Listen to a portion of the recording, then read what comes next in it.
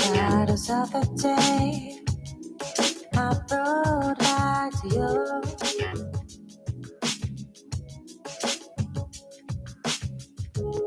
You see the man who's over there, it's so nice to move to.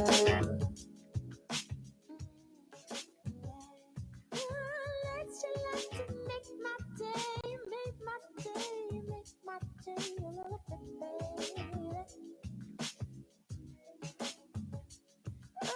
Let's get up and make my day, make my day, make my day a little bit nicer.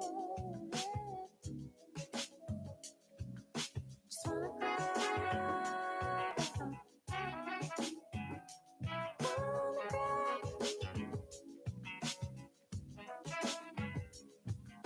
just wanna grab some, wanna grab.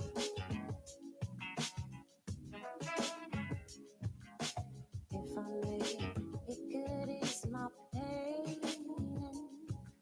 my sorrows, my sorrows. If only you could give.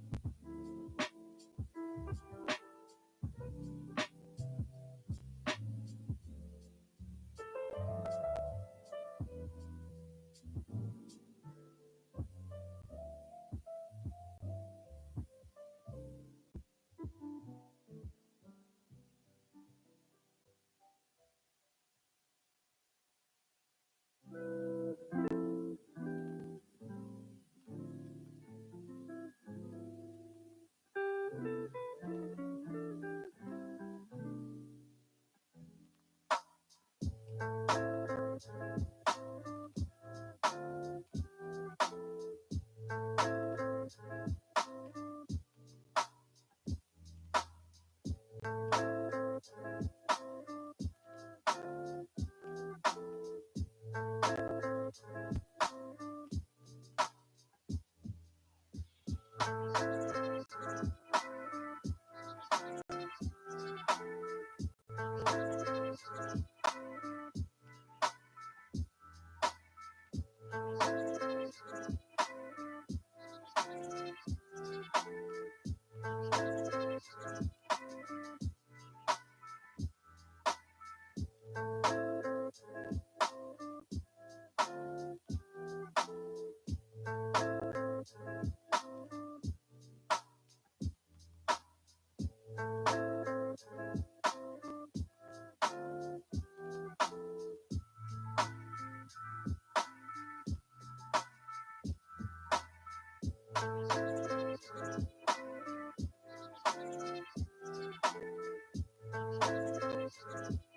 means you're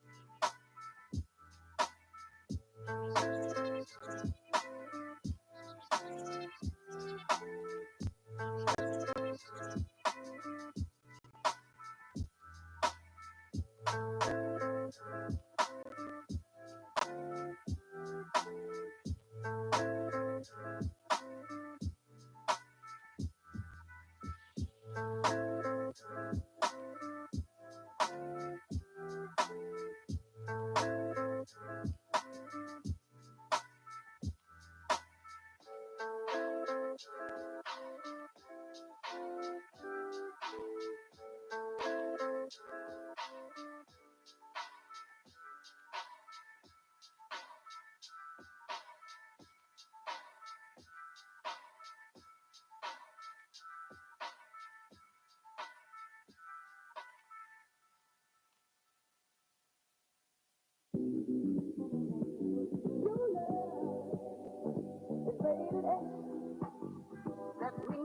extra.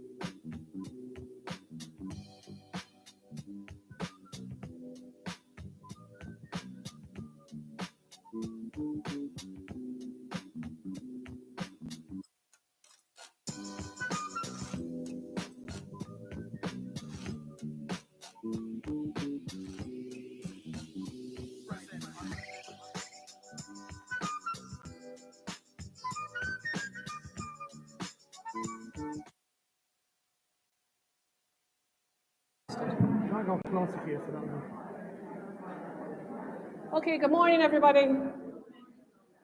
Okay, we can take our seats now and get started for the day.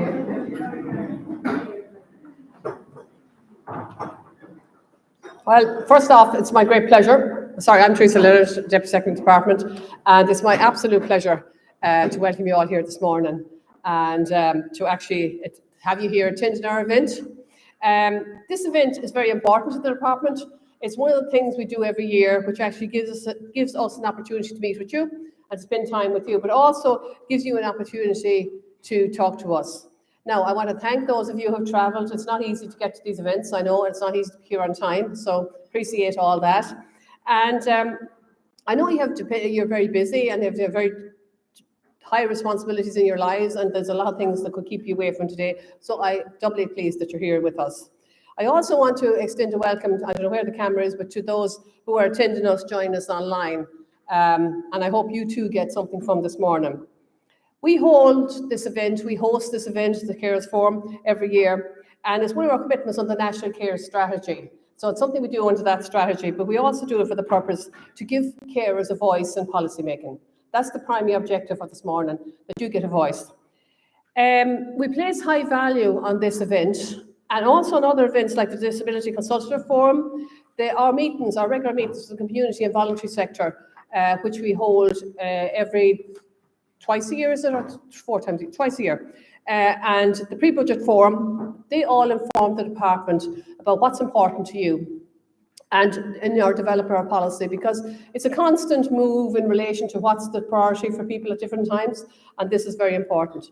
This event this morning gives you the opportunity to highlight what your issues are, and I never like the word issues, by the way, but what your concerns are and what are the things that actually will help you in the job that you do out there, and make it, so with that in mind, we want this to be a positive and a worthwhile morning for you and for us as well.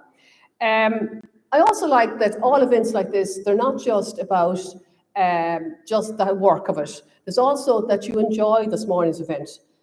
You come to this, you get a chance to meet others, talk to others, and spend some time with other people that have similar concerns as you have, and similar matters that you can discuss together. The last number of years, we recognise, hasn't been that easy for people. Food and energy prices have increased, although there's a little bit of tailing off on that. And it's very difficult and anxious time and worrying for everybody. And that includes family carers, maybe more so in some ways. We have tried, the department has tried, and the ministers have tried to respond to those needs of the various carers' needs and support and provide it to family carers. So a lot of things has got done over the last number of years. But I'm going to leave that later on. The minister will talk extensively on that. Income supports for carers. I'm sure you're wondering, how is it going? It's going very well. Our numbers on carers have progressively increased every year. So more people are getting the carers payments from the department. At the minute, we have 96,670 carers allowance recipients. And that's up about over nearly 12% on 5 years ago. So it's a continually growing scheme. In relation to carers benefit, we have 3,889 now, which is about almost 13% greater than it would have been 5 years ago. So it's continually growing as a scheme, and it is a scheme that people come to and leave. So it's a continually more mobile scheme, like people don't just stay on it indefinitely. Things change, sadly, in some cases, and people move off the scheme. Nowadays, every week we receive roughly 420 claims for carers allowance. So there's a high demand for carers allowance. And I just want to make sure that you understand as well, we work really hard to keep those processing times on carers allowance in good shape. We used to be a bit of a basket case back a number of years ago, but we've definitely taken control of that, and that's down to our operation area, and they have to be commended. Presently, carers allowance claims are decided within 6 weeks. In 2020, it was 7 weeks, and in 2019, it was 14 weeks. So, and we are determined, although our target is 75% in 10 weeks, we are very determined to maintain a target up around the 6 weeks, because we feel that's a response that is desirable, but it's also a response that is deserved in some ways, in a lot of ways. Spending, money-wise, in 2024, we expect to spend 1.7 billion on carers payments, and that includes the Care Support Grant as well, or the Care Support Grant that will come in next month in June. I also want to recognise the commitment of those support groups that work for carers. You work on carers issues day in, day out, and you bring a lot of value to the carers and to us in relation to us. And I have to also acknowledge and be grateful to both the carers organisations for helping to organise, that's Carers Alliance and Family Carers, for helping us to set up today's event and being part of it, and working with us on making sure that this morning is successful for everybody. Later on, Carers Alliance will be presenting on an online carers support group. The presentation will focus on the establishment and development of the group. On the first weeks of COVID-19 lockdown, to a group which consists of over 8,000 members, which is substantial. Zoe will outline the evidence base for the group, including recent research published through the University of Limerick, which shows the positive impact of such peer-to-peer support to its members. So it's a very important piece of work. Family Carers Ireland will present on the Caring Employment Programme, which is funded by the Department of Social Protection through the dormant accounts. Catherine and Sue will outline the key elements of the Caring Employment Programme, including surveys and focus groups, and the importance of growing the programme. So we'll hear from them. In addition to this, family carers will take the opportunity and at a very important time to tell us what their outline, what their budget 2025 they would like it to look like. So we'll hear that later on in the morning. Over the years, the department has witnessed firsthand the strong relationship and open dialogue. And I personally have actually witnessed the good relationship between the department and caring organisations. It has been successful. It has brought about numerous changes that actually have hopefully helped, and we know they have helped in the whole area of carers. So I look forward that that relationship will be developed and maintained, because it's very, very important for all concerned. And it does progress important issues.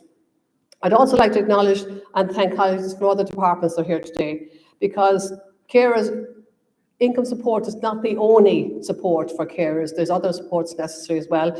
So I want to acknowledge we have members here from the Department of Health, the Department of Children, Equality, Disability, Integration and Youth, the Department of Housing, Local Government and Heritage, the Department of Further and Higher Education, Research, Innovation and Science, and the National Transport Authority, and TUSLA.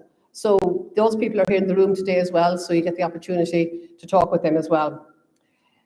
Finally, I suppose I am pleased, not supposed, that would be a very bad word. I am pleased to say that the Minister for Social Protection will join us later on in the morning, and she will address you all herself.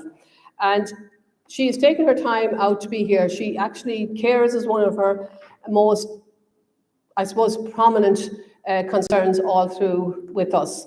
And so she definitely would never miss an event like this. So she's making time this morning. She'll be here later on in the morning to address you all. Now, that's pretty much all I can say to you. It's time now I hand it over to people to do some real work. So it gives me great pleasure now to hand over to Zoe Hughes. Now, Zoe is the Senior Policy and Research Officer, Care Alliance Ireland, and she will present on online family carers support group. Zoe, and technical support will now support Zoe, please. And then I'll introduce Catherine after that and her colleague.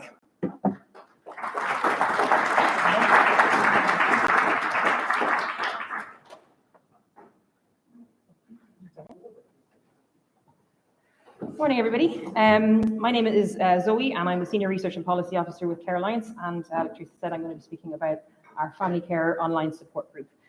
4 years on from the time that we don't speak about, which was COVID-19, but unfortunately I'm going to have to talk about it a teensy-weensy bit. Speaking of the origin of the project, so again, I don't want to re-traumatize everybody, but we did have some problems in March 2020 when COVID-19 hit. And as you'll all remember, a lot of services, most of the services kind of had to cease overnight, particularly services for people with disabilities and family carers. And it was a real time of confusion, misinformation, and there was a lot of rumors and hearsay going around. And we really decided that we needed to have a place for family carers to go to get accurate information that was right for the region, that was right for Ireland, as opposed to international information. And just to have a place that family carers could go to get that information as quickly as possible.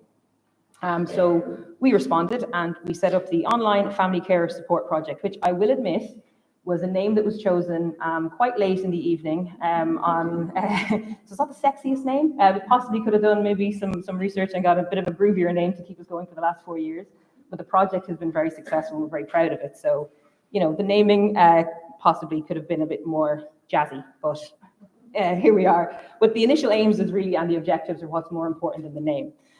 So, like I said, we wanted it to have reliable, trustworthy information in a central place, and to facilitate peer support between family carers. So it wasn't just about experts coming in to say what family carers needed to hear, but also to learn from family carers and help them learn from each other, because there's always a huge level of knowledge that is built up over time within family carers themselves, and to facilitate a sharing of that online when in-person supports and support groups weren't able to function was something that we were really keen on.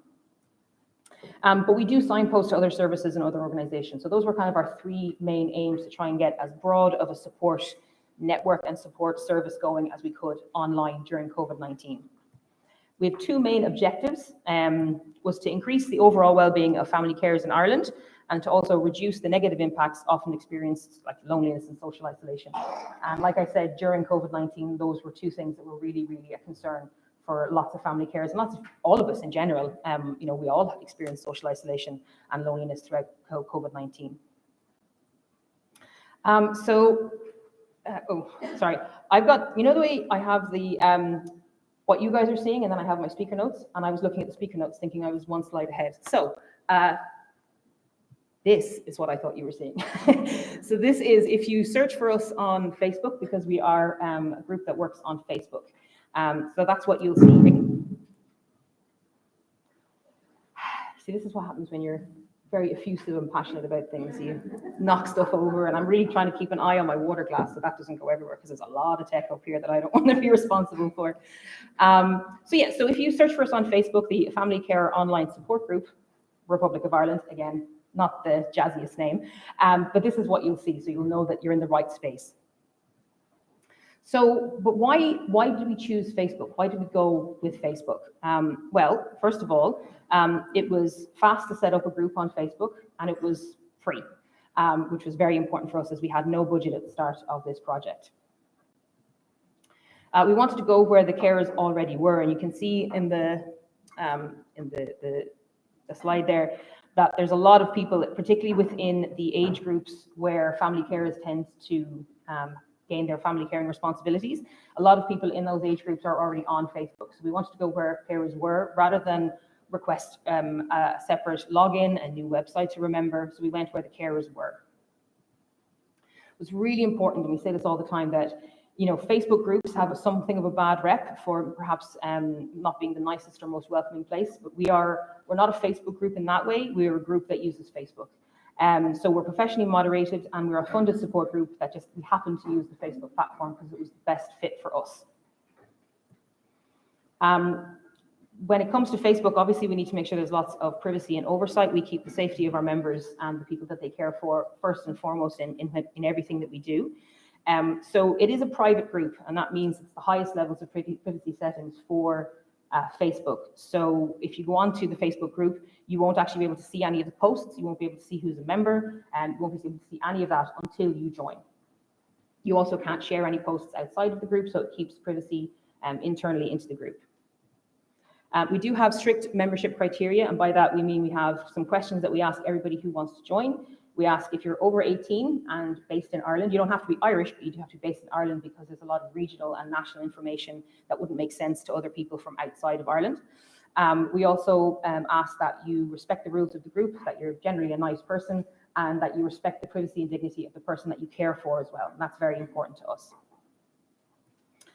We facilitate anonymous posting, so if there is something that maybe is a little bit difficult to talk about, that you don't necessarily want people to know that it's you having this difficulty, there's a facility for anonymous posting, again, to make sure people's privacy and dignity is respected as best as possible. And we do make sure that there's a strict adherence to the group rules. Again, they're not crazy rules. It's generally be a nice person, be respectful, and those are the two main ones, really. So once you're a nice person, you're good to go in the group. And we're really proud of the fact that we have over 8,000 members now, and we really very rarely have to ask anybody to not be a nice person, because they already are. Does that make sense? I think I said that slightly backwards, but I hope you understand what I mean. We do have high levels of moderation, so that means that every post that goes into the group has to be approved by a moderator, and I'll talk a little bit about the volunteers and moderators in a second. So if somebody puts in a post that's asking a question, somebody else in the volunteer team has to say, oh yeah, that actually is fine, we can let that one in. It's very rare that we don't allow them, so it would just have to be that there may be a rule breach, like somebody giving too many personal details about somebody else. And every comment then is read by our moderator team to make sure that it's within the rules as well. And obviously everything that we do is we make sure that we're GDPR compliant. So here is the kind of how the structure of the group works. We have three main spheres, I suppose, of work that we do. So we have peer support and advice, and that comes from our members and our volunteers. Most of our volunteers are former and current family carers. who have come from within the membership of the group. We also have some social workers, policy and research like myself. We have psychologists and wellness experts on our volunteer moderator team as well, so that they can signpost to the right place. And if we need to signpost, obviously, outside of the group to get information, we do that too, to Family Carers Ireland, various other organisations as relevant. And then we have our social activities, which is a big part of the group too. So we have a book club, we have a gardening club, we have quiz nights tomorrow night. For anybody who is in the group, tomorrow night is our Disney quiz. I'll have to dig out my Mickey Mouse ears from somewhere. I'm not entirely sure where they are. But so if you come along and I look like Mickey Mouse, that's why. We have a coffee morning, we have educational talks, and we give out some care hampers as well throughout the year. When it comes to moderations, though, we want to make sure that we support our moderators. And so we have a separate group on Facebook that is just for our moderators and volunteers. And it's really a place to discuss any challenging issues that come up that we're worried about within the group in a safe space, just as us as a team, to make sure that we all are on the same page about appropriate responses and how to respond to people's requests for information or support. We share resources as well about how to be a good moderator, how to be a good supporter within an online group. We have monthly Zoom meetings as well as a team, just to make sure that everybody's on the same page and everybody's happy with how the group is going. And then we also have space for volunteer support for our volunteers ourselves. If you're, some of the issues that come up in the group can be quite difficult, can be quite challenging, particularly if so many of our team are themselves family carers or have been in the past. And so there might be certain topics that's kind of like, I'm not actually going to take that one. I'll let somebody else take that one because it's a little bit too tricky for me at the moment. So that's how our volunteers work. There's some quotes from members here. I'm going to take this opportunity to let you read those while I take a drink. So it's really just about getting some feedback. People find it a really, really positive place. And so I'm going to talk a little bit now about the engagement levels and some of the research as well. So this was last week. I believe we've gone over 8,100 as of this week. We have. I'm getting nods from my colleagues in the corner. So we now have over 8,100 total members in the group. Membership continues to increase around 7. I think it might even be 9 at the latest as well. Yes, I'm getting more nods. Great. I do remember the right numbers. That's super.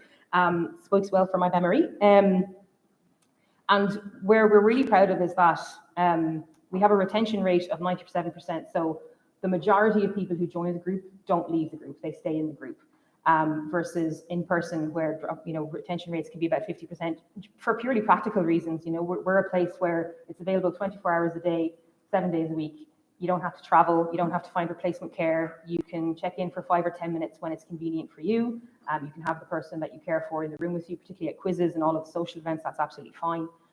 So those are some of the kind of the reasons that I think that we have such a high retention rate. Plus, it's a very positive space. And within that, a lot of our members are very engaged, so they're very active. So like 90%, that's really, really high of people who are actually taking part and sharing their knowledge within the group. So here's a little bit of, again, I'm research, so I have to put in some slides about research and bar charts. So we asked our members before COVID-19, were you involved in any face-to-face support groups? And the overwhelming majority said no. And that doesn't mean that face-to-face support groups aren't good. They absolutely are, and they're a really, really important part of support for family carers. But there's a lot of reasons why some family carers mightn't be able to attend those groups. It just might not be for them. They might necessarily be social in that way. They may be neurodivergent, and that could be quite a tricky thing to navigate as well. Again, practical reasons like being in a rural location without something local to them, without having to travel for an hour, finding replacement care. So we always like to say that this is not it's not a replacement for in-person groups. It's a supplement for people who think it would be helpful for them. It's just a different way of doing things. Again, we did a quick survey of our members, and we asked kind of what has your experience been of the group, and you can see there it's very positive. Most people, over 90%, have personally found the group helpful, which is, we're really proud of that we can help in some way. And just thinking about kind of making sure that we keep it as a positive space, we asked, have you personally had or witnessed any negative experiences in the group? And less than 4% said yes. We're working on that 4%, as we always will, to make sure that's down as close to 0 as we can possibly get it. But we're also still very, very proud of that. We're really pleased that it's a positive space and not a negative space for family carers. Collaboration is a huge part of what we do. We signpost and refer family carers to other organizations as appropriate. So for example, when there's a condition-specific query, we might suggest going to the Alzheimer's Society, the Irish Cancer Society, whoever it might be. And then if there's more general queries or a local query, then we'd always send people to Family Carers Ireland who have local groups in their area and more specific information around certain topics of interest to them. We do joint courses and activities. So we've had speakers in from our member organisations within Care Alliance Ireland. We had Tabor Lodge in not too long ago to speak about addiction within family care and caring around addiction. We have lots of different groups that come in. So if there is any group that's here today that would like to collaborate on us and share their information within our membership, please come up to myself, and we'd love to collaborate with you on that. We're always open. So the last couple of minutes, I'm just going to speak a little bit about that research. There's a PhD research project within the University of Limerick that is specifically investigating the impact of online support groups for family carers. It's Rosemary Daines Carney who is doing that research and has published some of her work.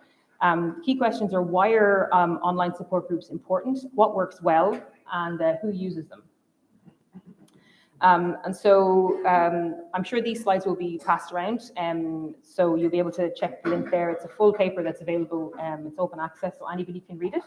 And it's looking at, in last year, some interviews were carried out with members of our support group. Again, I could probably speak for another 20 minutes on the actual results out of this. I won't subject you all to that, but I will say that the results were overwhelmingly positive. And it was very clear from using research methodologies that being a member of our online group support group does have a positive impact on our members, which was, again, really good for us to know that there's an evidence base behind what we're doing. We kind of set it up with a gut feeling, knowing it would probably be a good thing. And it's just nice to have that evidence from an independent person who's coming in to do that research with us to show that actually, yes, our gut was right and we're doing it well. And it's thanks to various funding that we're getting as well, that we can actually do that. So our initial funding in 2020, we were doing it without funding for a little while, and then the Community Foundation of Ireland, the National Lottery, came in 2020 and gave us some funding to run certain aspects of the group. And then we were very pleased to get HSE recurring funding granted in 2021. And so to make sure that the project is sustainable for the future in particular. We have submitted a business case to the HSE for enhanced funding for 2025 and beyond. And this is kind of our core argument here, is that we address 3 problems that may occur for some people accessing support groups. So the first one is accessibility. Our group is obviously accessible online without the need to travel or find replacement care. Problem 2 is waiting lists, which can be a big issue. We don't have any. Anybody can join once they meet our criteria, like I said, of being a family carer based in Ireland. And the cost, given our numbers and what we are able to do, our project costs about €20 per client per year to support, which we feel is pretty good, actually. And then the last thing I'd like to speak about just before I finish up is a little bit about, we are very keen in Care Alliance to note that there's an overall shift towards maximizing technology in all sectors, and you can see some examples of them there. And we really want to see and find new ways to utilize technology responsibly to reach and connect with family carers in Ireland. And the key part of it there is using it responsibly and safely, and making sure that we have all those safeguards in place. And so we do have some staff training. We're always training, and we have some staff training doing a micro-credential with Trinity College around digital technologies and human services, which is going really well. And so I'm going to finish there. I hope I didn't run over time too much. If you have any questions, please come to me at any stage of the day. You can find us on Twitter, and there's the actual direct link to the support group for anybody who wants it. And I'm sure these slides will be sent around, so you'll be able to click it directly. So thank you very much.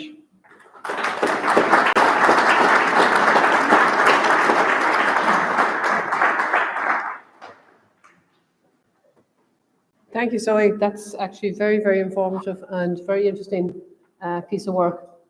Now, I'd like to call on Catherine Cox, Head of Communication and Policy, and Sue O'Grady, Marketing Manager, Family Carers Ireland, and you present on building a community of caring employment. Yeah. Okay, over to you. Thanks, Teresa.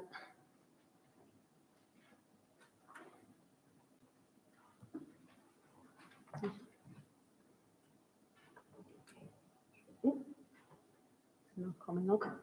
There we go. Thanks, Sue. Thanks very much. Hi, everybody. My name is Catherine Cox, Head of Communications with Family Cares Ireland, and Sue, my colleague. We're going to do a double act, so she's going to step up in a few moments and talk as well.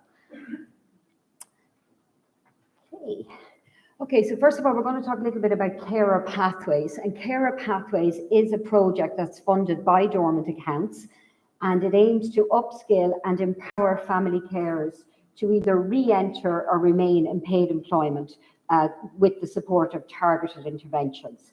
And we all know how important it is for family carers when they can to remain in employment, but sometimes it's a very difficult juggling act as well. The Caring Pathways also strives to future-proof workplaces for family carers by providing targeted programs of support. And in particular, we're going to talk about our Family Carers Ireland's Caring Employers Programme, which is a programme of support to employers to ensure that they recognise and support carers who are in their workforce and keep them. Look, none of us know what's around the corner. A child may be born with a disability or receive a diagnosis in their early years, or a parent or partner may have a life-changing diagnosis or injury. So every day, mums, dads, sisters, brothers, and our colleagues become family carers. So that unknown is there. And whilst nobody can take away those horrendous diagnoses, what we can do is we can support family carers through them. And that's why Family Carers Ireland exists, to try and do exactly that. Caring for a loved one can be extremely rewarding, but we all know it can be really difficult, frightening, and at times really isolating, and it shouldn't be. So we want family carers to know that there is an organisation and organisations out there to support them, to make it a little less of a battle, and to know that you are not alone. And again, that's why Family Carers Ireland exists. So we are the national charity supporting family carers and young carers, and we have a few of them here this morning right across the country. So anybody caring for a child, adult or older person, somebody with mental health difficulties, addiction, our aim, or we believe no one should have to care alone. And again, that's why we exist. So I'm not going to bore you with too many stats other than to say over 500,000 family carers in this country. The breakdown is 61% female and 39% male. So more men coming into the caring role. We have family carers save our state €20 billion every year. So that's the value of what carers do in our community. Over 250,000 family carers are actually juggling paid work with care in the home. And it's a group that we don't think about often enough. The other 250,000 are either full-time, part-time, and we recognise many are full-time 24/7. But we're going to talk a little bit about that 250,000 who are juggling paid care with work. That's just, I suppose, where do we get the 500,000 figure? Census says 299, and that was an increase on the previous census by 53%. However, the household survey estimates 1 in 8 people over the age of 15 are family carers, and based on that, quite often family carers don't self-identify, and that's why we estimate that figure to be far higher. This is a quote from a family carer who was juggling work with care in the home, and she said, "Sean had a terrible night, soiling the bed, crying, lashing out. When he's like this, it's impossible to sleep. I came into work running on 2 hours sleep and obviously worried all day about him. But you go into work mode and you get the job done." And that's what carers do, they get the job done. And that carer said, "It's a break and I enjoy it." So that shows how that social connectivity when you're in work can be really beneficial to family carers if they're in a position to do that. So keeping carers in work, in paid work where possible, is vital to their career goals, for their financial security. It's vital for our economy, and we know we are struggling to find home care workers and people in the health services. So it's vital to our economy, and I think it's really vital to our society. So we want to keep it as long as we can.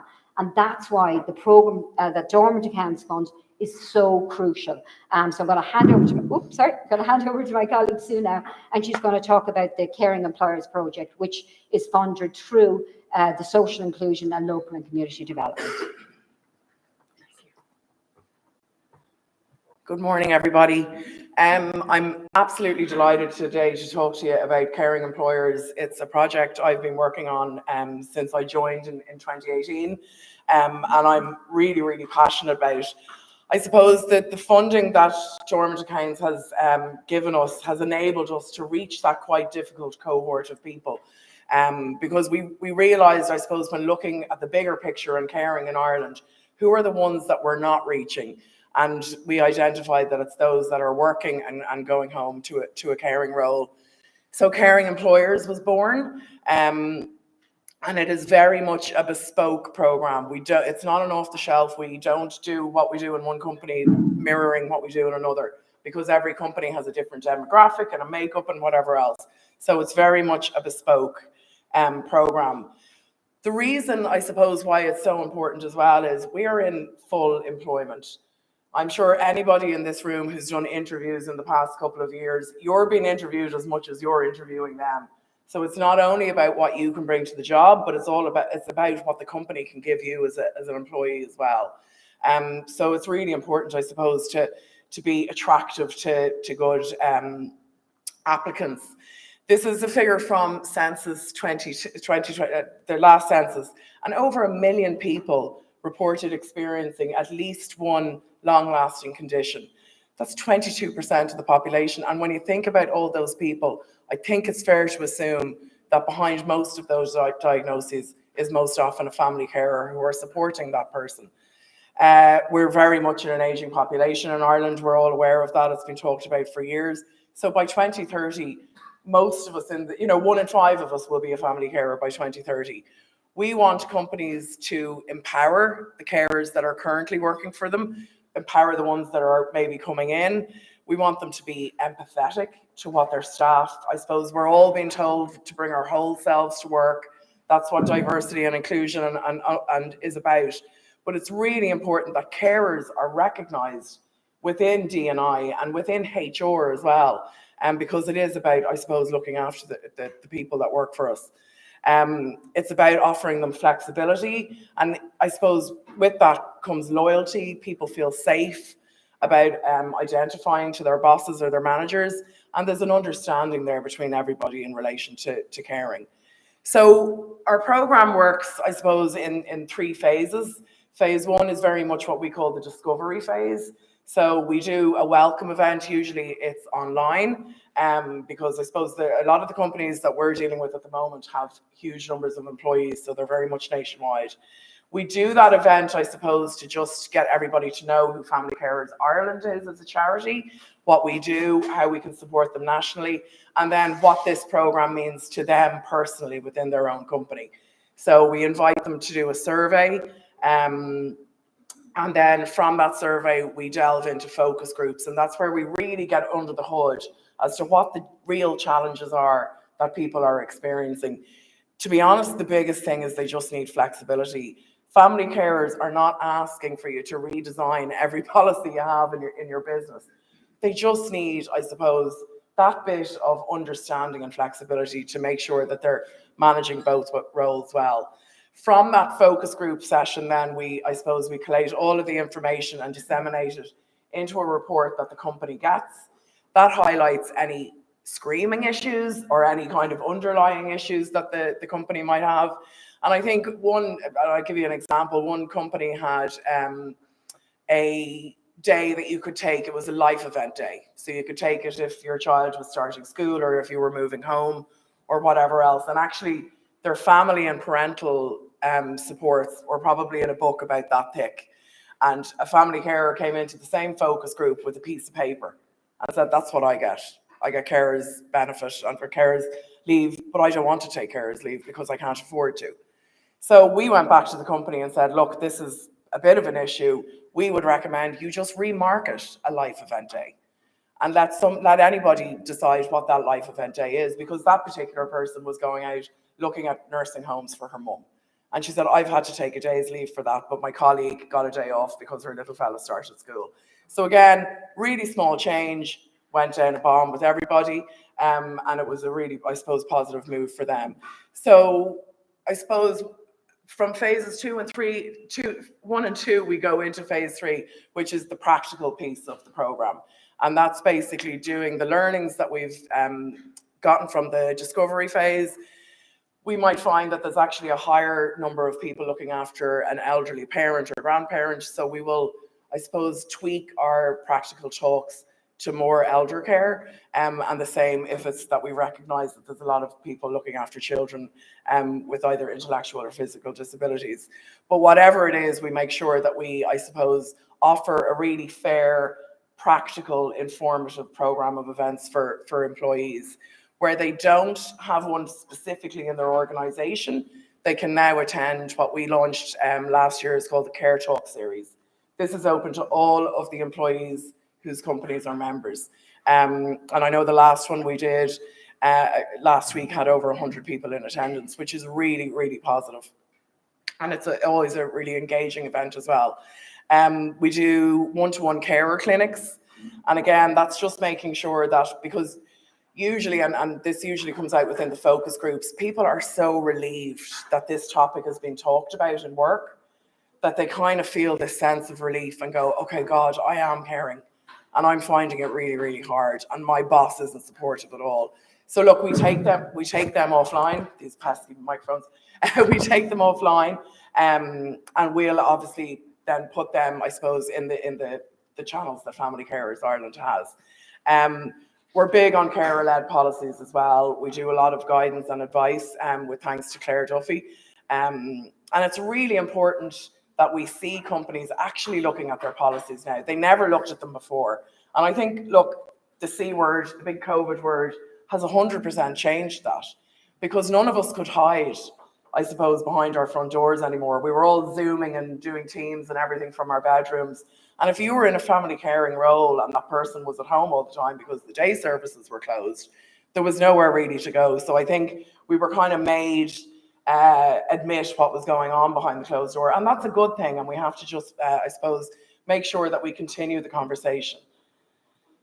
This is just a report from 2 of the organisations that we work with, and it was 54 respondents. And interestingly, it was half and half in terms of gender, which is quite, I suppose, indicates that the gap is closing. And I must note that we have to update our infographic based on Teresa's stats this morning on carers allowance and whatever else. But the average age was 49. If you think the average 49-year-old is probably in a mid to senior level role, a third were caring between 2 and 4 years. And this is the big figure, 63% were always arranging or coordinating care and support on medical appointments, prescriptions, and other sources of support. That is the biggest bugbear for working family carers, or those, I suppose, in full employment. It's managing all of the appointments. And look, a lot of people are going to know that they have X number of appointments during the year. The addition of the EU Work-Life Balance Directive has been amazing because it does, I suppose, try and alleviate that gap. We would find family carers are taking an average of 9 days of their annual leave a year on appointments. And that's because of the very type of people that they are. They don't ring in sick. They don't want to, I suppose, hassle their boss with going, I'll come in for a half day and then I'll be gone. So they just take a day and go, it's easier for everybody if I do that.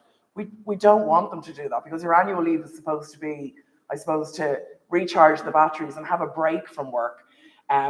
So we'd obviously love to see that leave paid going forward. And we've actually seen most of our caring employer members commit to paying that. And some of them have actually doubled it to 10 days, which is absolutely incredible for family carers.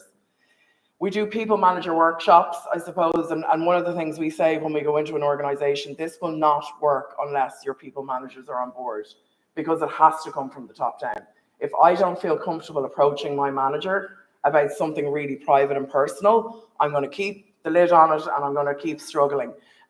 So we want to make it safe. The people manager workshop is literally just, I suppose, educating about family caring, because unless you are in a family caring role, you probably, you've no, I suppose, direct interest. And a lot of people think carers are home care workers. So it's important that we go in and we educate from the very start. And then we have literally a shopping list of practical topics and supports that we offer. from carer rights and entitlements, which again, Claire Duffy does amazing webinars for us on that, to things like, and again, this actually came through a lot of the research that we did, we're having huge problems in the family unit. We don't know how to cope, because some people might decide, let's put dad in a home. Someone else is saying, we want to keep them at home. So we actually approached someone that we work with, her name is Clodagh McCumasky, and she's amazing. And she, I suppose, developed positive communications within the family care, within the family unit for us. And that has been going down really, really well as well. So we're learning all the time from the employees that we're supporting. We're always asking them, what can we do better? What do you need more of? And then we go off and I suppose we create that. The benefits are, I suppose, they're so far. And again, if we're looking at an average age of 49, you don't want someone, I suppose, if somebody has to decide between work and caring, and when it comes to a position where they can't juggle both anymore, they're going to obviously leave their role.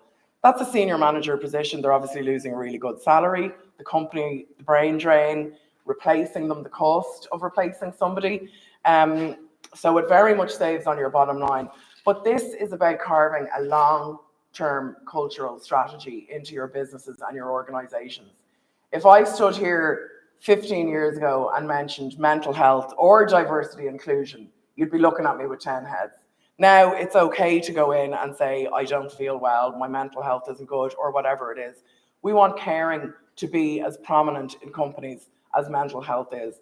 Because actually, if you look at all of the pillars that organizations use for diversity and inclusion, carers fall into every one. So it's really important to change things and make it safe to do so. And creating carer pillars, a lot of the time carers are folded into parent and carer or family and carer networks. They should have their own identity and they should have their own voice, because they have very different challenges than, I suppose, parents with healthy children. So this is our journey, and sorry, that 2020 should be 2021, but we launched in 2019. We'd over 50 of Ireland's biggest employers in a room, and walking out the door, we had Bank of Ireland and Irish Life sign up straight away. They were like, this is exactly what we need. And from there, we were going great guns. I think we thought we were about to take over the world in February 2020. We had all these fabulous queries and pitches and whatever else, and then the dreaded day arrived. Look, I actually think COVID has been quite positive in terms of lifting the lid on family caring, because as I said, you couldn't hide from it when you were at home. So it made companies stop and think, because people had to admit that they were carers as well. And they were like, oh, we don't really do anything for them. And we were coming in and offering this amazing program. So although growth was a little bit stunted, we were doing an awful lot of, I suppose, one-off talks with companies who were trying to, I suppose, get their bearings on how they were really going to make change. So 2022 and last year have been great years for us for recruitment. We've now got AIB and Bank of Ireland. We've got Lidl, make sure I say their name correctly. We have Cyro, who are a smaller company. So this ranges, I suppose, from the SME to the guys like Irish Rail, who have over 11,000 employees working for them. So it fits everybody. And actually, it's really important for small companies to look at this, because even if one person is out a lot or leaves you, you're in, I suppose, a bit more of a pickle than somebody bigger. So we have been going great guns in terms of impact. Combined, there's over 35,000 employees in the 10 that we work with. We've 4 pending contracts, 4 more big companies as well. So it's really gaining momentum, and it has taken us a little while to kind of get into the flow. A little bit of a pandemic, I suppose, scuppered our plans somewhat. But look, we've used it as an opportunity, and we're banging down the doors of nearly every organisation anyway. Deeper are a member as well, so any government agencies, talk to me after and sign up, I'll give you a good deal. And look, the future is so bright for caring employers, but it is unfortunately dependent on funding as well. So we really, really hope that we do, I suppose, get more funding to keep this going, because we're fully in the swing of it now and we want to keep going. There's a snapshot of some of our companies. And look, we are only getting started. We'd love to put a full-time project manager in, because it's a really, really busy role. A caring employers officer, we currently have 2 family carers in that role. They job share 18.5 hours a week. We're on track to recruit 10 companies per year. Retaining our current members is really important because we don't want to go in and say, hey, we're here for a year and then leave. It's really important that we, I suppose, maintain that relationship with them. And to date, we haven't had any fall-offs. Bank of Ireland and Irish Life from year one are going into year 4 with us now, which is great. We are looking at an accreditation because we think it will be a lot more attractive to companies. Organizations love logos at the end of their emails, making them look fabulous. So we really want to, I suppose, do something that's worthwhile and valuable. And as I said, funding is key to that. So I'm now going to pass you back to Catherine, who's going to just bring you through our budget priorities and election priorities. Thanks a million. Thanks, Sue. Thanks, Sue. And I'm going to be really quick because I know we're over time. So I just want 2,000 who don't have that opportunity, many providing full-time care for loved ones. And that's why we have, again, as we do every single year, and Claire Duffy writes these up, we have our budget priorities, particularly today looking at the Department of Social Protection. Look, the biggest one is get rid of the means for the carers allowance. We've been shouting about that. We often say if that happened, we'd hang up our boots. But look, we want to see the abolition of the means test for carers allowance. We believe it's unfair, unjust, and it pushes so many carers out of that loop. And it's, as you know, it's not just based on the carer's income, it's based on the income of the household. So we want to see that happen over the next 3 years. But in the upcoming budget, we do need to see the adequacy of the payment up to an increase. And I would like to acknowledge Minister Humphreys, who has done more in the last 3 years than has been done in the last 20 years, probably in terms of increasing that and looking at ways of supporting family carers, and to say thanks to Teresa and the team as well. Without you, we wouldn't be able to engage so positively. So thank you. So there's lots of other things in our pre-budget submission. We want to see carers benefit increase. We want to see the care support grant, because that's a grant that's not means tested. We need to see that increased as well. I'm not going to go through all of them, other than to say there will be lots of them there. And to say, because we have people from health here today, housing, we will be doing up separate pre-budget submissions and ask for each of those departments. And I'm going to finish on this slide. We did some research, our state of caring research. The results are out in June this year. But the biggest issue for so many carers was reform of the carers allowance. Biggest issue for carers. Next one, respite breaks, which is no surprise for anybody. So for the people here in health today, please listen, and we look forward to putting in our pre-budget submission. My very last point, we look forward to receiving the next round of funding from dormant accounts and continuing the work that we've done. Thank you.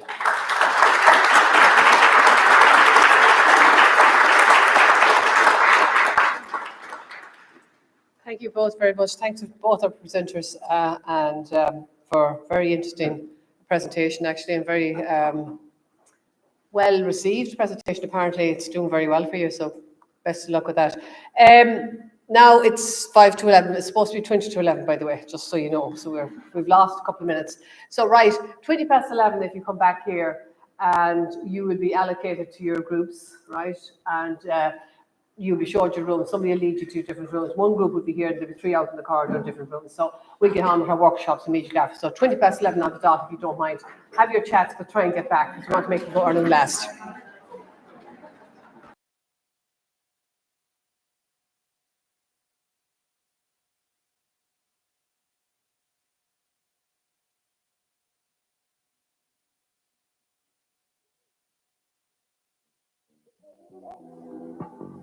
That means you're extra.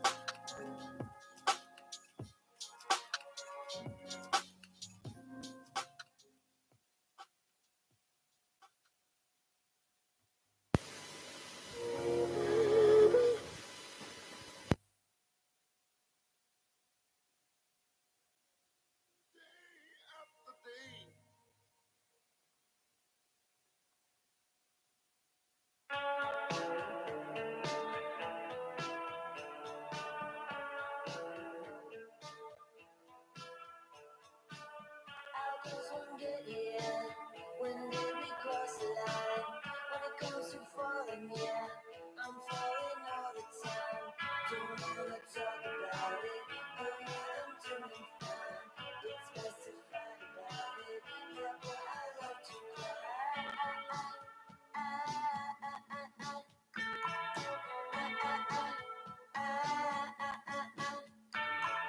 All I know is I love you. All I know is cry, cry, cry, cry.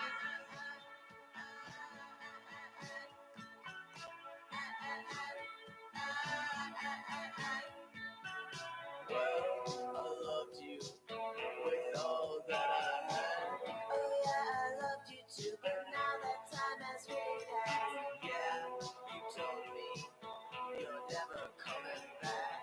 Well, I'm still sitting here, I'm never far and always near. It's on, it's on, it's on, it's on. It's on, it's on, it's on, it's on. It's on, it's on, it's on, it's on. It's on, it's on, it's on. 4, 3, 2.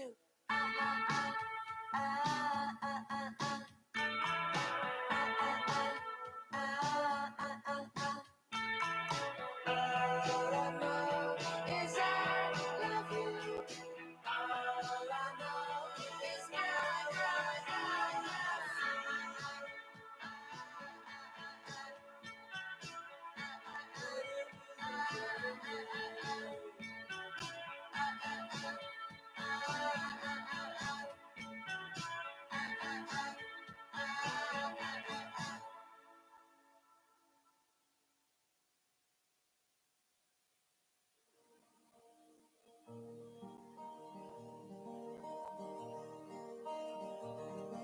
staring down the barrel of the hot sun, shining with the sheen of a shotgun. Carol has a little swingy song. Joy has a rag if we wanna come. Hanging your jeans with the clothespin. Skin still wet, still on my skin. Mango in your mouth, juice dripping. Shoulder of your shirt sleeve slipping. Christmas Eve with your mother and sis. Don't wanna fight, but your mother insists. Dogs, white teeth, slice right through.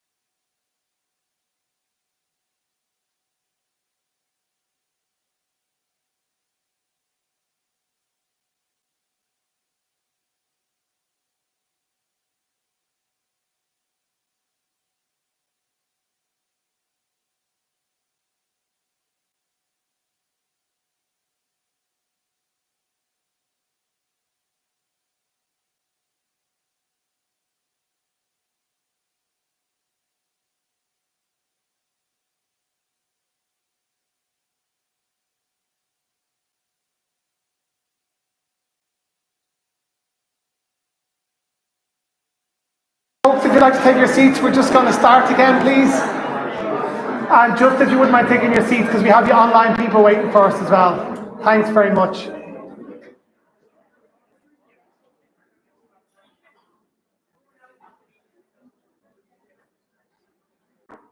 So actually, I'm going to call people up rather than do it around the room, because for the online it's worked better.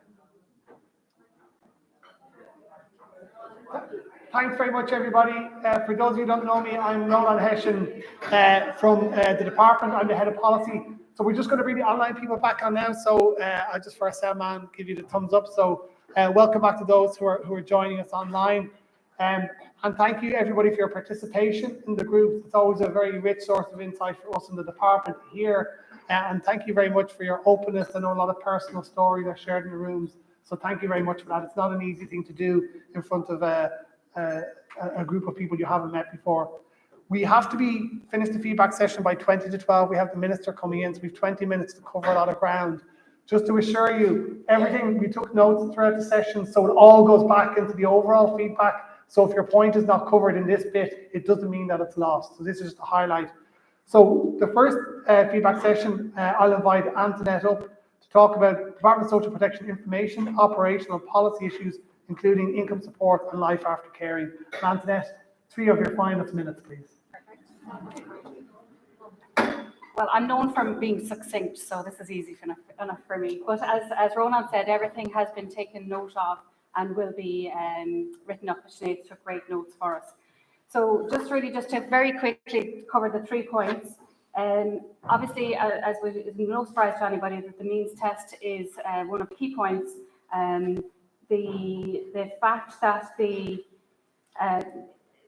carer themselves isn't really being recognised because they're financially dependent on the other person in the household if when their means is being reviewed. The actual reviews of payments in claims that are in payment is also proves difficult for people, and to the point where it becomes almost degrading. So there was a point made that we need to move carers allowance away from being a social assistance payment to become a participation income. The second main point was in relation to the payment adequacy, and particularly in relation to the fact that it doesn't meet the criteria for fuel allowance, the cost of caring and all the unseen challenges, the cost of caring and the cost of disabilities, so specialised equipment, specialised clothing, specialised vehicles, all of those extra costs that are, that's a key point for future reference. And then the third point was in relation to acknowledging the levels of care that people require and that people give. One example that was given is where a person has such complex and severe needs that they actually need 2 carers, but only one can qualify for carers allowance. And to look at carers allowance in relation to being person-centred and the specific details of the person's requirements and the carer's requirements and their household. Okay. Thanks very much, Antoinette. I sat in on that discussion myself, and a lot of very persuasive and strong points being raised. The next group, the breakout session, was around carer health and well-being, access to health and social care support and services, and I'd like to invite Brian up to speak to that. Thanks, Brian. Yeah, thank you all. I suppose so. Our 3 priorities. The first priority was in the area of equity of access and in trying to eliminate the postcode lottery. It was the point was made by multiple people in the room about the different services that are available and how the quality of the care that you receive can at times depend on where it is that you're living, and also in terms of the type of illness or that the person you're providing care for has, and that we really need to be providing improved equity of access across the country. Another point raised was to address waiting lists and that the severe waiting times that some people were facing in several cases over 5 or 6 years for access to services. And this has led some people to engage with services privately and to pay out of pocket for those services. And this linked as well to the broader problems of lack of capacity within the sector. And then the third point was a bit more muddled, but we hope it was around really the idea of embedding the carer's voice in not only within policy, but also within the patient journey, as well. And linked to that as well is the question of or issue of respite. That respite should really reflect the needs not only of the carer but also of the cared for person, and that how we need to be creative in how we actually deliver it. Thank you. Thanks very much, Brian. The next subject, I know there was a lot of interest in this issue around housing supports and transport for older people and people with disabilities. So I'd like to invite Bláithín up to give the feedback from that group, please. Thanks, Bláithín. Thank you. So three main areas really, I suppose, to do with transport. There will be the services, more coverage of service, but also a focus from the group on the infrastructure that's available, the buses, the bus stops, and further improvements to accessibility. For example of the amount of wheelchair spaces on a normal city bus where there's one, but a wheelchair user gets on the bus and there's someone already there. And also just knowing, the small things of if someone is partially sighted, that if someone gets up for them, the use of apps and even at bus stops, making life just easier to access transport as well as the services. Just the main one that came from the group is really kind of almost a support when people are looking to do some works to a house, to access services, to get the free travel pass. Are they entitled to an allowance? And almost like a liaison person or a support when people are busy being a carer at home and needing to do works to a house, and getting the support that's available to tell them what they need to do and how they need to do it, and not almost be bombarded with forms and trying to get the job done, as well as being the carer as well. And then, of course, the word funding came up, as it always done. More money for everything. If we could all have it, it'd be great. But definitely getting works done to houses came up as an example, looking for grants and that. And of course, the cost of living and the cost of doing any building works is just going up and up and all the time. So funding will always be that matter on the table, I'm afraid, for all of the groups in the room. Thank you.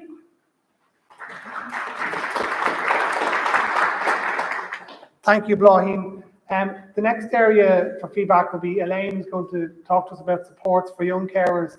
And just this is a good example of an issue. I think it was the Carers Forum in either 2018 or 19, one of the pre-COVID ones, where we realised from the feedback that we weren't focusing enough on young carers, because particularly the payments tend to be, talking about people who were over 18, and there were a lot of people who we weren't picking up. So since then, we've focused on that more as a theme, and we've put in place dormant accounts funding for specific projects for young carers. So it's just an example, I think, of a topic that's come from a Carers Forum, and that's kind of been more and more mainstreamed.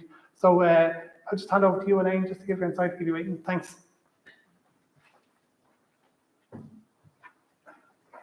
Thank you. So I suppose we spoke, and the young carers gave some great contributions about the kind of general lack of awareness, the lack of support in schools and colleges, and kind of having to find out a lot of things on your own without the help. So the priorities were for a national awareness campaign on young carers, which would include like a public forum so young carers could come together and have more information.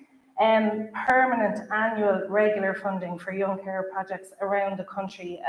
As you mentioned, there are bits and pieces of funding, or like Healthy Ireland funding, different bits and pieces, but we need something permanent, annual and regular that would be included in all youth services around the country.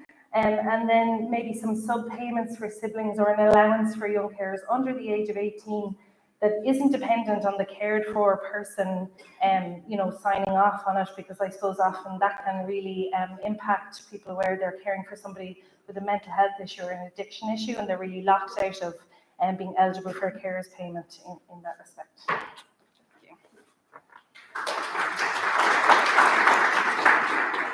Thank you, Elaine, and thanks again to Antoinette, Brian, Bláithín and Elaine. A few minutes, we just want to allow a little bit of time for people to absorb what they heard, because everyone had their own workshop and hadn't heard the other workshops. So just for discussion at the tables, we have about 5 or 10 minutes just while we're waiting for the minister to arrive, just for discussion at your tables about any of the issues you heard, anything you feel wasn't picked up, anything you picked up from the other workshops that you think might be relevant. So we'll just allow a few minutes for that, please, and then before we resume. Thank you.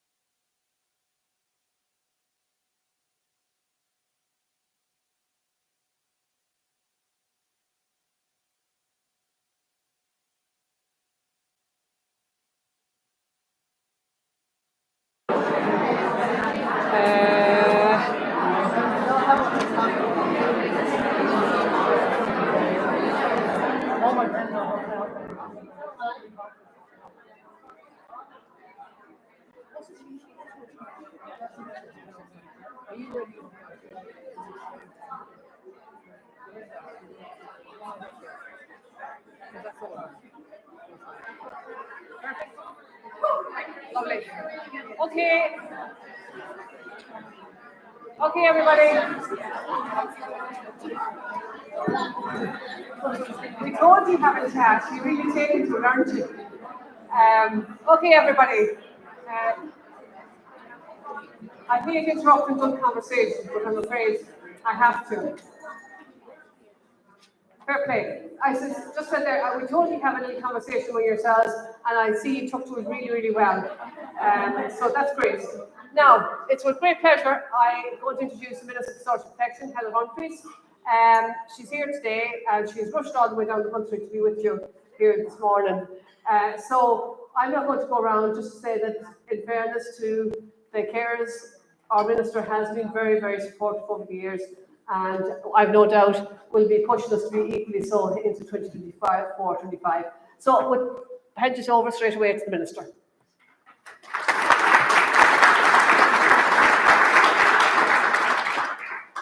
Good afternoon, and thank you very much, Teresa, and good afternoon to everybody here, and it's great to see so many of you at the annual Carers Forum. I hope you've enjoyed your day so far, and that you have engaged in some interesting discussions with colleagues, because there's always loads to talk about when we sit down at the table.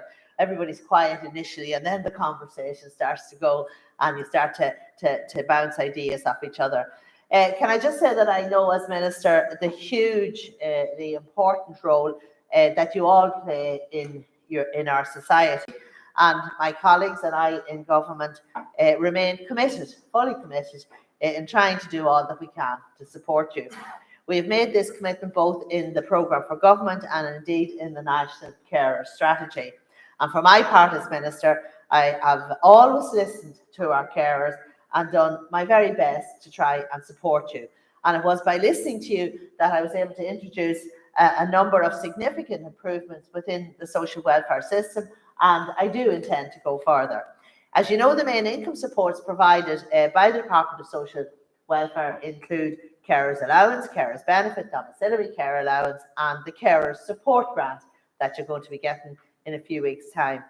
Spending on these payments in 2024 is expected to be in the region of €1.7 billion. The Carers Allowance is the main scheme by which the department provides income support to the carers in the community. And in fact, there's been an increase of over 50% in the number of people receiving Carers Allowance since 2015, with over 96,400 people currently supported by the payment. I've met and actively listened to family carers and the carers organisations. Many of the issues affecting family carers that were raised with me directly have fed into the budget discussions and indeed decisions. And it was the very first budget in the Department of Social Protection that I increased the Carer Support Grant to €1,850, and that's the highest ever level. And that payment will be made to all carers next month. In acknowledging the financial burden that the families of sick children face, a number of changes have been made to the domiciliary care allowance payment over the last 3 years. The period during which domiciliary care allowance can be paid for children in hospital was extended from 3 to 6 months. And with effect from last year, domiciliary care allowance is available for babies who remain in the acute hospital after birth for a period of 6 months. And we had some very sad cases, and I'm glad that we were able to make those changes, because what we're about here is to help people and support them when they need it. And only last week I signed legislation to extend this period further to 18 months. That last change impacts a small group of people, but for the families concerned, I do know that it means a great deal to them. Some of the positive measures we introduced in the last budget include a €12 increase in the weekly carers allowance and carers benefit payments. Weekly carers payments have been increased by €29 in the last 3 years. I've also increased the domiciliary care allowance to €340 per month, and this payment has increased by €30.50 under this government. The past year or so has been difficult for many families in Ireland with the rising costs of food and energy bills. And I acknowledge these increased costs are difficult for carers, and I made sure that they were prioritised in the government's response. And to date, we provided a €400 payment for people receiving the Carer Support Grant that was paid in November of 2023. Carers received the Christmas bonus double payment, and a further double payment for carers was paid earlier in the year. In the coming months, government will begin the process of once again devising the annual budget. And while there are a lot of competing demands across government at budget time, I think we have made very good progress for carers in recent years. But I can assure you here today that I will once again advocate strongly on your behalf in the context of the upcoming budget. The carers allowance means test, of course, is an issue which carers have raised consistently over the years, and I know it has been raised again here this morning. As part of Budget 2022, I have to say I was the first minister in 14 years to make changes to the carers allowance means test. I increased the weekly earnings disregard to $750 for a couple and to $350 for a single person. In addition, in Budget 2022, I increased the amount of savings disregarded in the carers allowance means test from 20,000 to 50,000. And as part of Budget 2024, I have made further changes, and from next month, a couple can have weekly earnings of €900 per week and still qualify for the full carers allowance payment. This change to the means test will help more carers to qualify for a payment. While carers allowance now has the highest income disregards in the social welfare system, I am very conscious that no matter where the line is drawn on the means test, there will always be some families who are going to fall on the wrong side of it. However, I have set up an interdepartmental working group to examine and review the system of means tests for carers payments, and I have asked this group to report back to me before the budget this year. And that group is a number of departments, including the Department of Health and my own department as well. In acknowledging the important role that family carers play in society, I delivered on the programme for government commitment to provide a pension solution for long-term carers. And from January 2024, a new long-term carers contribution scheme was introduced. This significant reform enables long-term carers who have been caring for 20 years or more to qualify for the state pension contributory. And we know this reform is a reassurance and a relief to the many carers across the country who have spent their lives caring for their loved ones.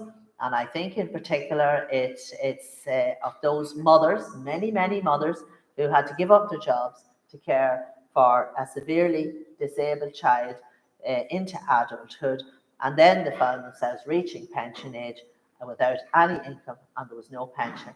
And we were just chatting when I came in through the door, and there was a lady, she had been a carer, and she applied for her pension, and she was able to benefit from the credits because she was a carer. And she went out for a meal, and I'm told she had a glass of wine for the first time ever. Yeah, a few glasses of wine. Well, now, isn't that something? And it's just such a relief. And indeed, I was at an event this morning in Monaghan, and I was speaking to 4th and 5th year students.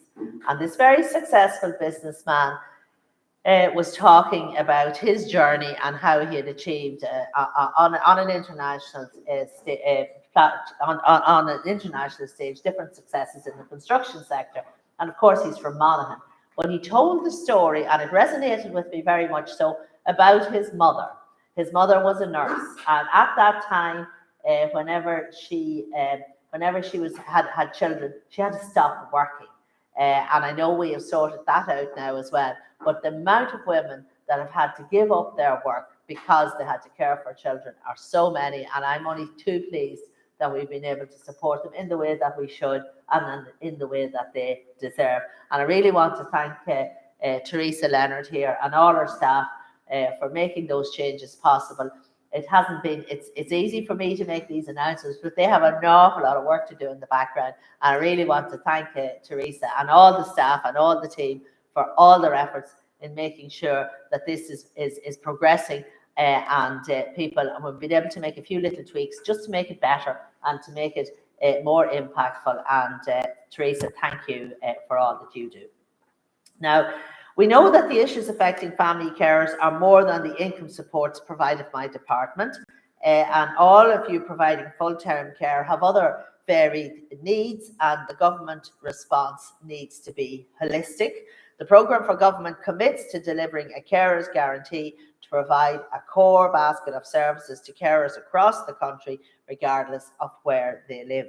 Since Budget 2021, 2 million was provided on the National Carers Strategy with a view to improving equity of access to support for carers across the country.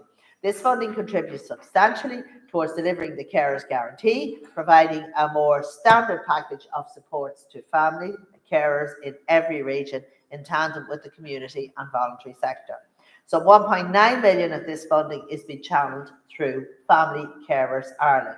The remaining 100,000 is supporting the development and delivery of online supports for family carers through Care Alliance Ireland by means of an online support group, which was presented on earlier this morning. I know the Family Carers Ireland have called for an additional investment of 3.1 million to complete the Carers Guarantee, and the Department of Health has undertaken to consider the Carers Guarantee request in the context of the estimates and budgetary process. A family carers needs assessment pilot programme was carried out over a 2-year period from September 2021 to September 2023 in Community Healthcare West. Dormant accounts funding was used to test the implementation of the programme across various care groups, including carers of people with dementia, older people, physical and sensory disability, and intellectual disability and mental health. The pilot, which was carried out with family carers, examined the role of the family carer, how caring affects them, and how much care they can realistically provide while still allowing for involvement in other activities. The Inter-RAFE Family Carers Needs Assessment identified the types of support family carers need to support them in their caring role and seeing how these can be met.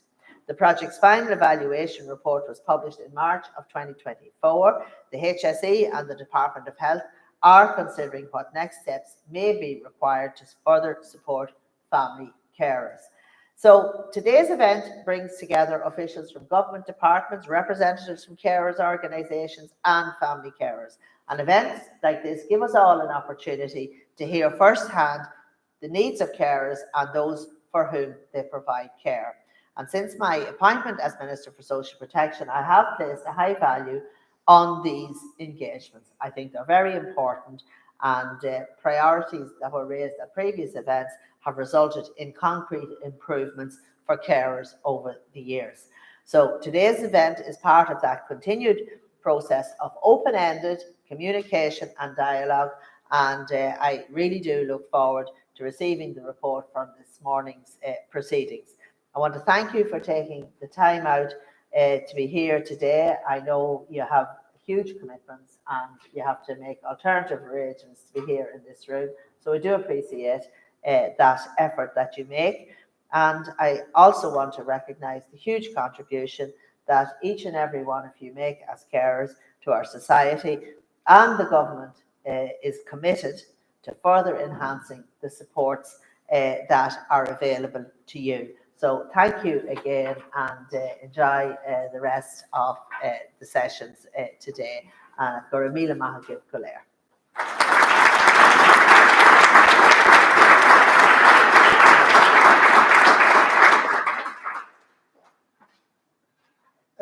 Thank you very much, Minister. So I'm just going to say a few remarks just by way of closing. So again, my name is Ronan Hession, and I'm the Assistant Secretary General with responsibility for working age payment supports, and that includes carer payments. just to reiterate what the Minister said, we really appreciate you attending here today. We know the demands that you have in your lives, that it's very, very difficult to make it to an event like this. As well, for those of you who've travelled, we do very much appreciate it. I think our understanding of the issues is enriched, not just through our very constructive engagement with your representative groups, but also by hearing from carers directly. And I'd like to thank also those who've joined us online. And I'm really glad, if Zoe was mentioning earlier, there were some small positives came out of the COVID experience. I think one thing is that we've learned how to do hybrid events so we can have wider reach, and I hope that's helpful to people. Just to say really a few thank yous, I'd like to thank Zoe Hughes, Care Alliance Ireland, for the presentation earlier on the online Facebook group, going 4 years. And I hope it is helping with those sort of feelings of isolation, the mutual support. I know something that's come up at previous forums, people have said to us that, and it's funny, we've had different sessions with carers, we've had it with lone parents, we've had it with people with disabilities. And one of the common threads people say when it comes to employment is lack of confidence.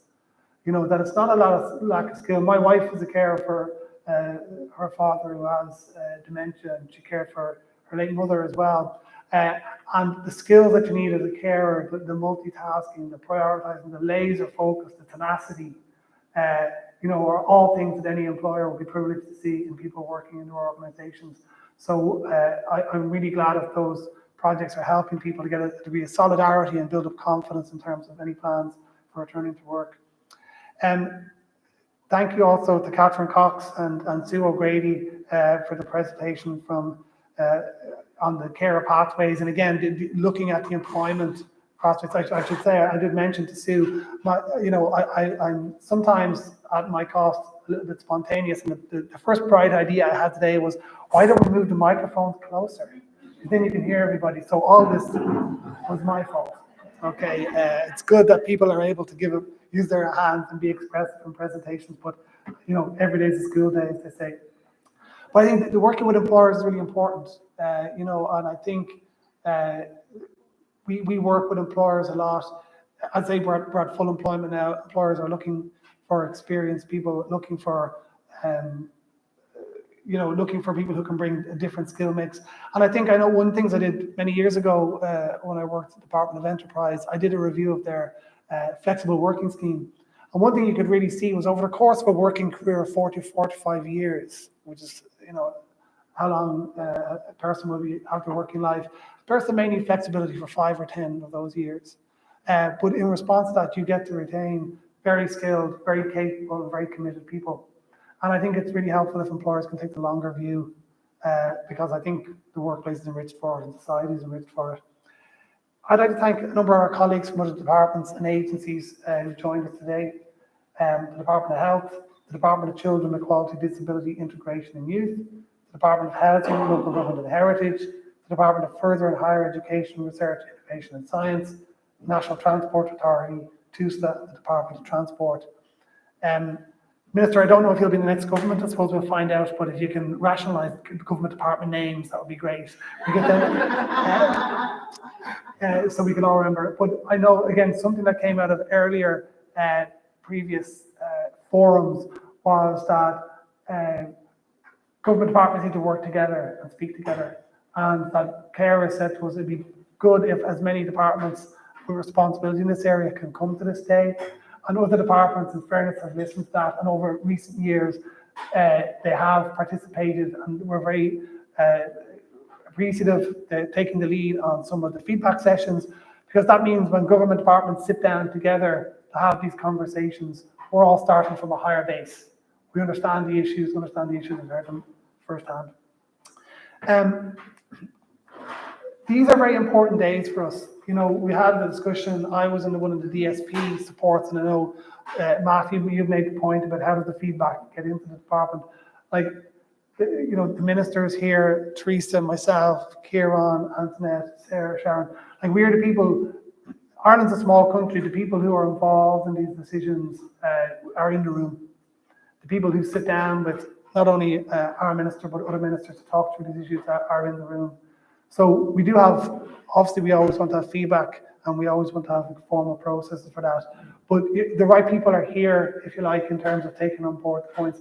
The means test is a very tricky issue.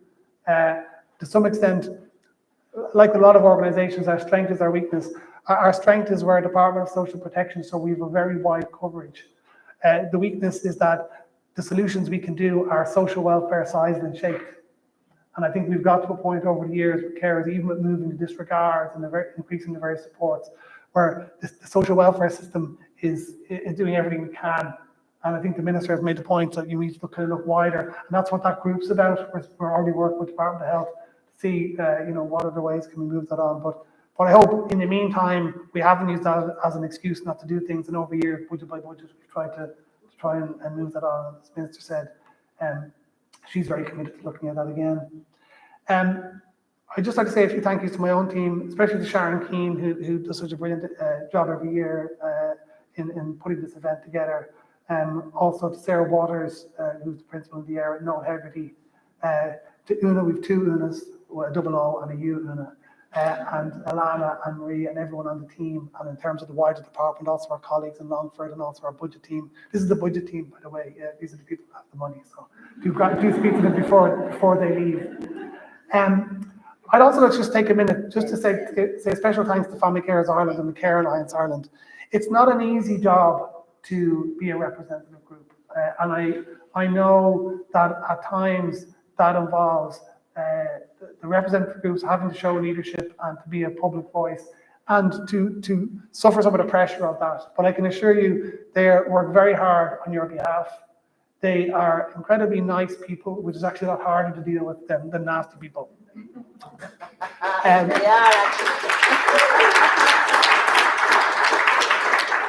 But they do make their case persuasively and with energy on your behalf. And the department and the Minister, we also within government do our best to do that. We understand the realities of government, we understand the limits that are there.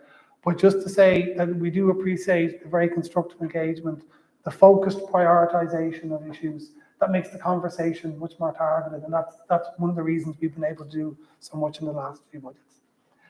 I'd like to thank Chartered Accountants Ireland and our sound man. I'm sorry, I don't remember your name, but Kevin, is it? Garrett.